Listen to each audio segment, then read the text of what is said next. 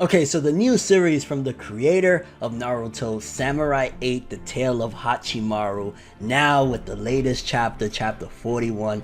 I ain't gonna lie, it feels critical right now. It feels like a scary time to be a Samurai 8 fan because despite the level of quality, like these last couple chapters, best chapters of the entirety of the series thus far, but also just standout high quality chapters.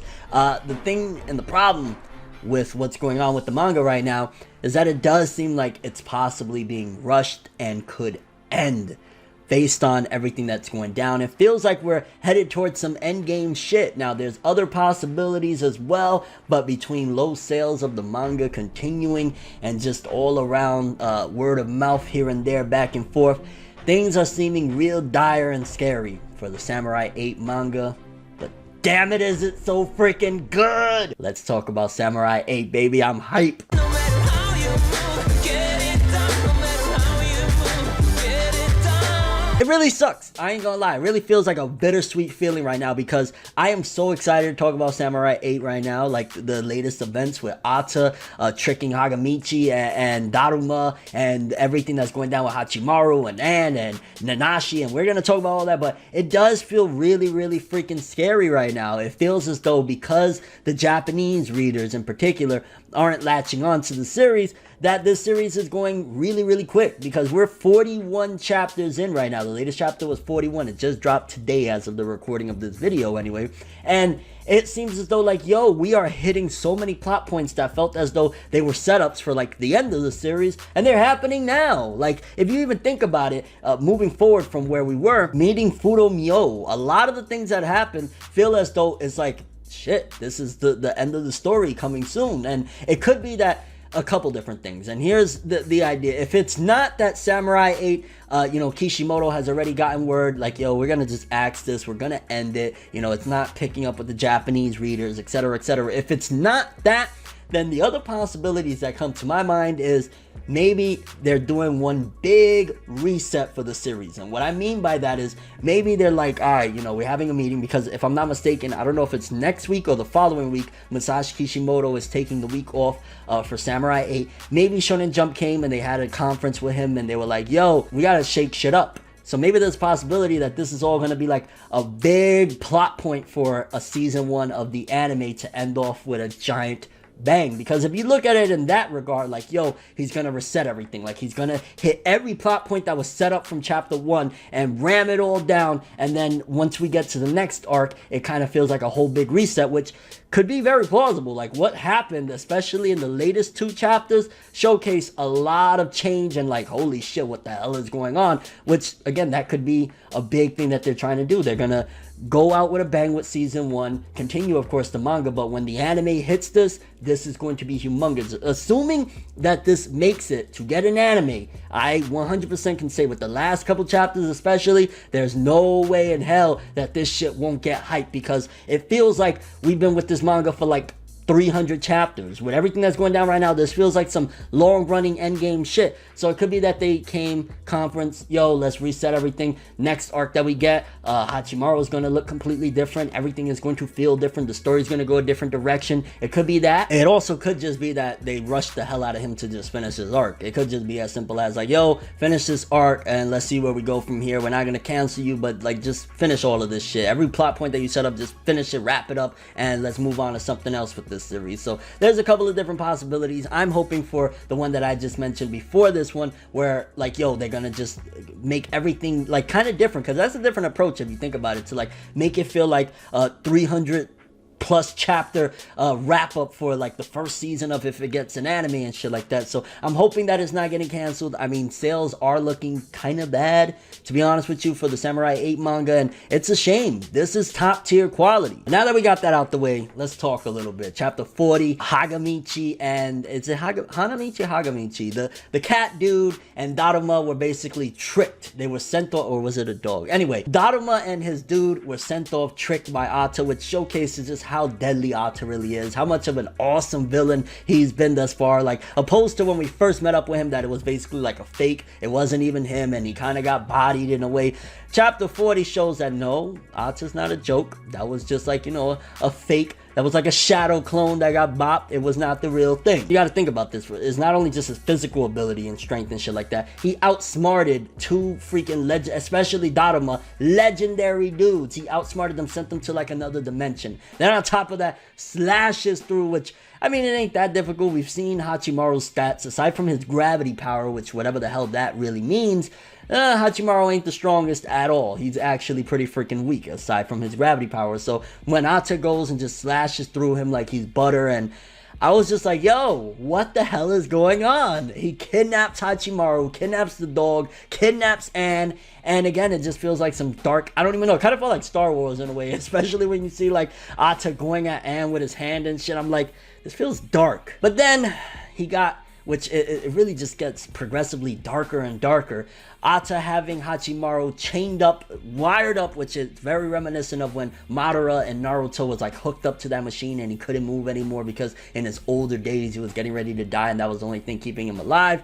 He has Hachimaru hooked up to that machine, took out, it's not a samurai, so I think it's his, the key, his samurai key if I'm not mistaken, took that out of his body so he can't even regenerate anymore. So not only is he completely destroyed and damaged, Ata slashed through the, like, he kind of looks like a little bit like Daruma if you think about it now. That's kind of interesting. But it's also reminiscent of Kakashi from Naruto with the scar going straight down the eye. But yeah, that is interesting that Daruma in his real form, his Hokage Naruto-esque form, has the scar going down his eye, which again, if my theory going back to earlier in the video about them like resetting everything, think about it, if Hachimaru returns with a whole different look with a scar, that's gonna look even more badass. Oh my god, do not cancel this series, it's so good! And basically Ata tells Hachimaru, you're gonna be here for the rest of your life. I'm gonna keep you around as like a battery for your brothers, the other 7, you know, the clones, or well, technically Hachimaru is like the clone, but he's gonna keep him around as a battery so they can recharge. Anne is gonna be their princess, and essentially they're going to be his samurai, so they're gonna use his presence and his essence as like just a battery for them to be what he's supposed to be. And Ata like, yo, you scumbag ass motherfucker, like between 40 and 41 it just showed even further like, Ata, you're a bad man. And honestly, 40 alone, chapter 40 alone was just dark and devastating, and I was just like, why is it going this dark? What the hell? Like, Hachimaru, all his hopes and dreams is crushed. Ata's telling him, you're never gonna see Anne again, after they just started building that relationship and shit like that. Never gonna see her again, that's it. She's our princess now, fam. We took your lady that sit in that soul, and it only leaves us with one beacon of hope. And that's the last page, which really made me even further look at it like, damn, they are rushing shit. When we see Nanashi on the way to save Hachimaru, a full-fledged samurai at this particular point, which I want to say the last time we saw Nanashi wasn't that long ago, but it was when we left Earth, if I'm not mistaken. So maybe like around the 20, so it's been about like 20 chapters since we've seen Nanashi. I want to say we got like one panel of Nanashi looking up and being like, holy shit, when Hachimaru did that whole thing and they bounced off the planet or whatever, when I think it was the meteor or the moon or some shit like that they had to stop. Like, that was the last time we seen Nanashi. But the way this looks, it feels as though it's been like at the very least a few months. Like, to be honest with you, like when we go to 41 and Nanashi's trying to cut the wires and can't really do it, that kind of shows that Nanashi just not that long ago became a samurai. So is it he or she? I can't remember what Nanashi wants to be called or whatever. But either way, the fact that Nanashi isn't capable of cutting through those wires, again, maybe a few months have passed. Obviously, Hachimaru has grown a lot. His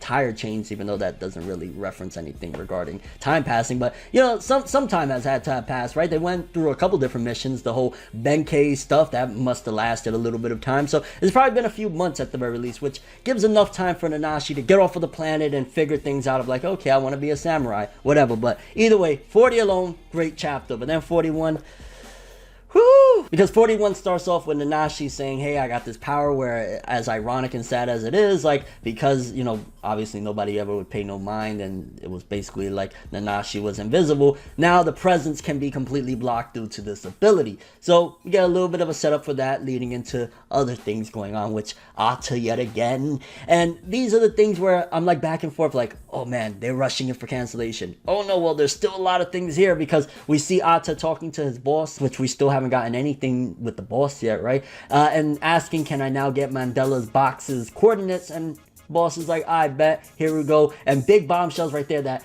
which also makes me question so many things. There's so much world building that is still even going. Like the planet, I think it was called Planet Thorn, that is actually the Mandela's box, is actually the planet itself is the box, and the planet itself was Mio's locker ball. So this is God's locker ball essentially, but also this is Mandela's box. And Atta was there before, training with Daruma back in the day, but also this is Daruma's birth planet. So the build up and setup there is like, well, what does this mean that Daruma was born there? Is it just nothing? Like, hey, Daruma was born there, or is there more to it? Is this something? Because you got to think, go back to the beginning of the chapter with Daruma and his teacher, like, you know, they're looking for the box and the keys, and this is a big ongoing journey. They were born there. Was it Fudo Mio did that on purpose? So a lot of questions. It's like there's more setup as things are going really quick at the same time. Like now Atta has the coordinates to the box. Like again, something that feels endgame shit. And I ain't gonna lie, props to Anne. Props to Anne, because a lot of people shitting on Anne. Oh, she's just this little scaredy cat girl.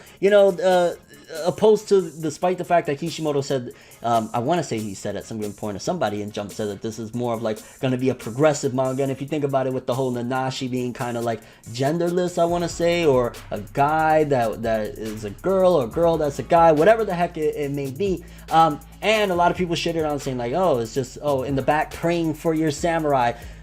Shorty tries to grab Atta's sword, and Atta's like, yo, you can't unsheath that, and then starts choking the shit out of her. And I'm like, what the fuck? Like, yo, this is crazy. But props to Anne, and again, just showcasing she's not just a, yeah, you could argue she's a damsel in distress, but she's trying anything. Like, give me your goddamn sword. And Atta, he's a badman. And of course we see again the brothers charging up, all that jazz. And the part of the chapter that really was deep, and I loved it and appreciated it, and this is why I've started to really get attached to these characters. Like, we're only 41 chapters in, and I really care for Hachimaru as a character. I care for Anne. I love seeing Nanashi again. When Nanashi and Hachimaru have that conversation, and you know, Nanashi's trying to break down, which they threw like one joke. The whole chapter, as dark as it is, has one joke when Nanashi's like, oh shit, I came to save you and you're in your underwear. And Hachimaru's like, what do you mean? And then, you know, breaking down like, remember you told me when you don't have your sword or anything, you're basically without pants. So little funny joke there, which we desperately needed. That's one thing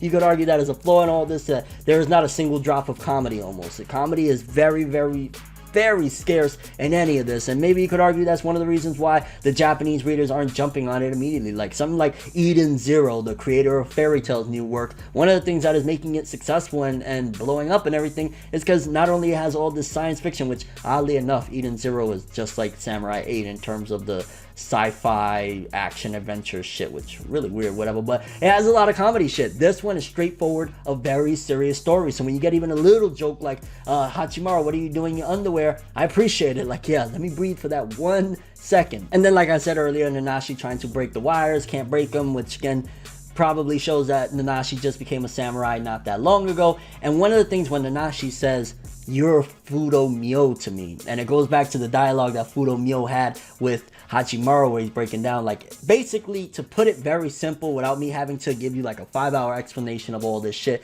is perception is reality. So because Nanashi looks at Hachimaru as, you're my savior, you're the reason why I became a samurai, you changed my life, you're like God to me, you can be whatever based on perception. Whatever you put your mind to, you can become that shit. To put it very simple, because Fudo Mio blew me away with like all the intricacies of all the vagueness of what he was saying and shit like that. And that right there was beautiful moment. Loved it. Absolutely adored the character development that Nanashi's had off screen. I would love to see, if this series continues, some of those adventures and how Nanashi got to this particular point. And right there, that activates something for Hachimaru, where he's like, oh, I get it now. I can be what I want to be. I can do it. It's all right here. And Hachimaru starts basically like disintegrating or melting down and turns into a locker ball. He's like, I'm going to be whatever I want to be, dead or alive.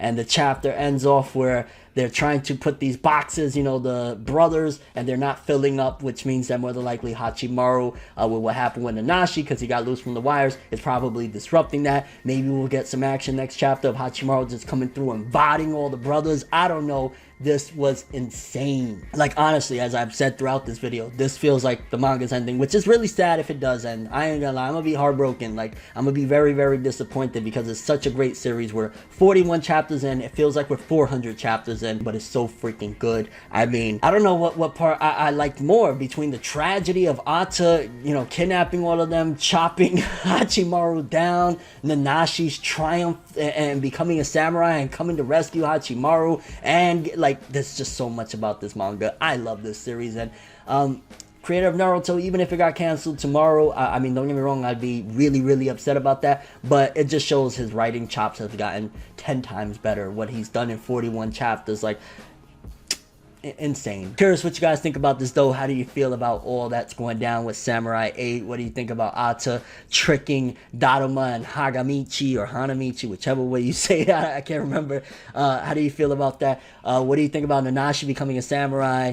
How do you feel about what happened with Hachimaru at the end, him basically turning back into like a locker ball and getting out of the wires? What do you think about Anne? So many questions. And do you think that the series is about to get canceled and they're rushing it, or you think that Kishimoto's just banging shit out, making it as hype as he possibly can, and then when we get to the next arc, it's going to be like a big reset in a way, and maybe it'll bring a lot of fans aboard? But that's all I have for this one though. Thanks for watching. Hope you enjoyed. If you liked anything I had to say or enjoyed the video, drop me a like. I'd greatly appreciate it. And if you want more from me, make sure to subscribe, follow me on Twitter, Instagram, hit that bell to get all notifications. And if you want to follow any of my other social media, links of course in the description below. I'm ForneverWorld, and as always, people, have an awesome day, and remember the golden rule: anime and manga for life, boy. Have an awesome day. Peace in, and Samurai 8, so freaking good. Everything good always comes to an end. If you stab me in my back, we can never make amends. Trying to move to acceptance, hard to accept it. Mistakes like mirrors, gotta reflect it. I don't wanna fucking leave, but I gotta leave. Leave the maybes to the crazies. Maybe one day there I go, admitting something in a subtle way. No more copies, leave without a trace. Last time, I'ma say last time. Moving on to the future, leave the memories as a pastime. Memories always feel like the worst, letting all the past, leave it in a hearse. Sometimes I wanna lie, but I don't. Why lie when truthfully you get caught in it? Then usually it's all off and shit. Uncalled for shit, now I'm off the shit. Maybe lately what I've been facing got me crazy. No, I can't take it. Maybe